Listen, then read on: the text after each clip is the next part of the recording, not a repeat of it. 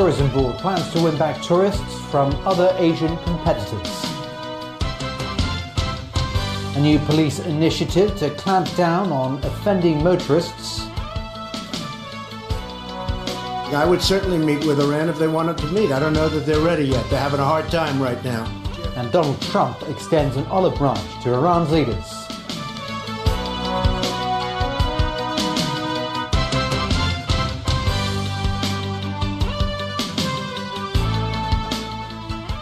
Hello, good evening and welcome to TVB News. Hong Kong is trying to play catch-up after losing tourists to other Asian destinations.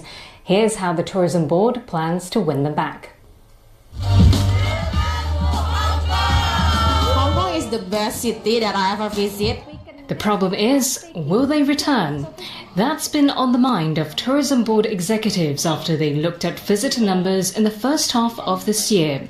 From January to June, Hong Kong received over 30 million tourists, a more than 10% hike year-on-year. Yet the number of short-haul visitors dropped 1.5% due to strong competition from places like Taiwan, Japan and South Korea. I don't think Hong Kong is losing its attractiveness. It is a matter of more intensive competition, more promotion offers by our neighbor countries, neighbor destinations. And they are increasingly competitive. He's decided to step up promotion this summer, work with airlines, including budget ones, to offer discounted tours to young people in Korea and Japan.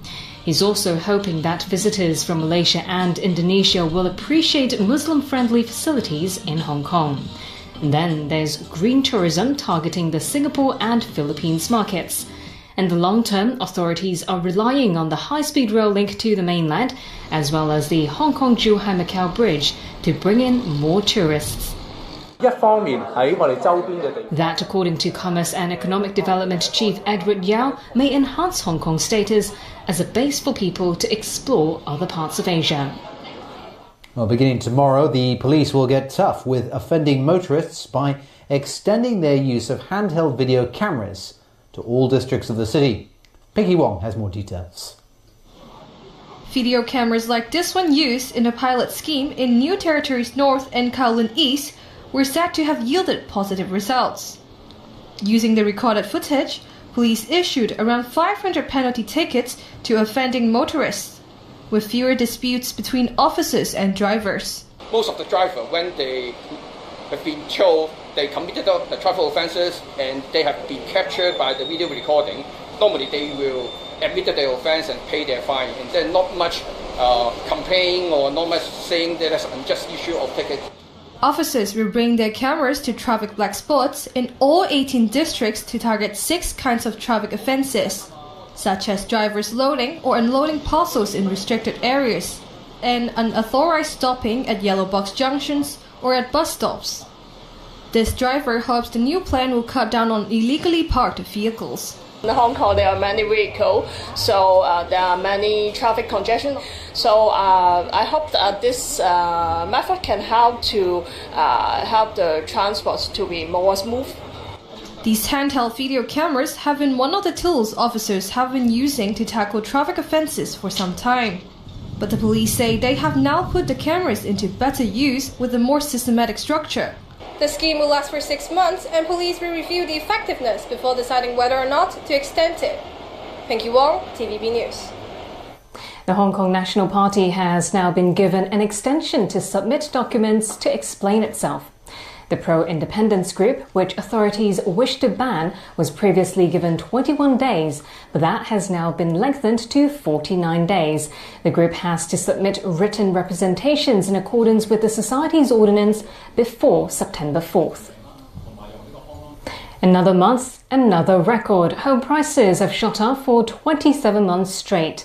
That's according to government figures on home prices in June. There was a 1.6% monthly increase in private home prices, and the prices were up 16% year-on-year. Units of around 750 to 1,700 square feet saw the sharpest monthly increase of more than 2%. Meanwhile, the Trump administration has announced a new $113 million initiative to invest in technology, energy and infrastructure projects in the Indo-Pacific region. While small in comparison with China's Grand Belt and Road Initiative, Washington hopes it can act as a symbolic alternative to countries wary of Beijing's ambitions. It may have been dressed up as something fairly innocuous, but the announcement of a new US-led infrastructure vehicle for the Indo-Pacific region was clearly meant to show Washington is trying to offer an alternative to China's Belt and Road Initiative. Today, I'm announcing $113 million in new U.S. initiatives to support foundational areas of the future: digital economy, energy, and infrastructure. These funds represent just a down payment on a new era in U.S. economic commitment to peace and prosperity in the Indo-Pacific region. Amid increased U.S. trade frictions with China, Pompeo's announcement seeks to build on President Trump's Indo-Pacific strategy that aims to cast the United States as a trustworthy partner in the region. Pompeo said America wants a free and open Asia without domination by any one country. With us have never and will never seek domination in the Indo-Pacific, and we will oppose any country that does. Rather, we aspire to a regional order, independent nations that can defend their people and compete fairly in the international marketplace. Pompeo will visit Malaysia, Singapore and Indonesia this week, where he plans to announce new security assistance to those countries. Still, America's Indo-Pacific project is small in comparison with China's Belt and Road Initiative. The latter involves dozens of countries in an estimated $1 trillion of state-led infrastructure projects linking Asia, parts of Africa and Europe. US officials said the American strategy does not aim to compete directly with China, but rather to offer a more sustainable alternative by encouraging private sector investment. Well, Zimbabweans are awaiting the results from the country's first election to be held without former ruler Robert Mugabe on the ballot. Many hope that the outcome of the poll will lift the country out of economic and political stagnation after decades of rule by Mugabe. Officials say most of the ballots have been counted a day after millions of Zimbabweans peacefully cast their votes in a process closely watched by international monitors. The Zimbabwe Electoral Commission says it will release the final tally within 5 days. The two main contenders are President Emmerson Mnangagwa, a former deputy president, and Nelson Chamisa, a lawyer and pastor who leads a coalition of opposition groups. Both say they are confident of victory. And still ahead tonight. Delays in 2 Ocean Park projects.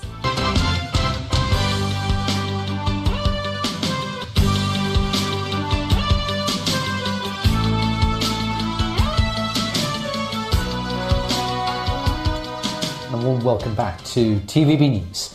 2 Ocean Park expansion projects are to delay receiving their first visitors.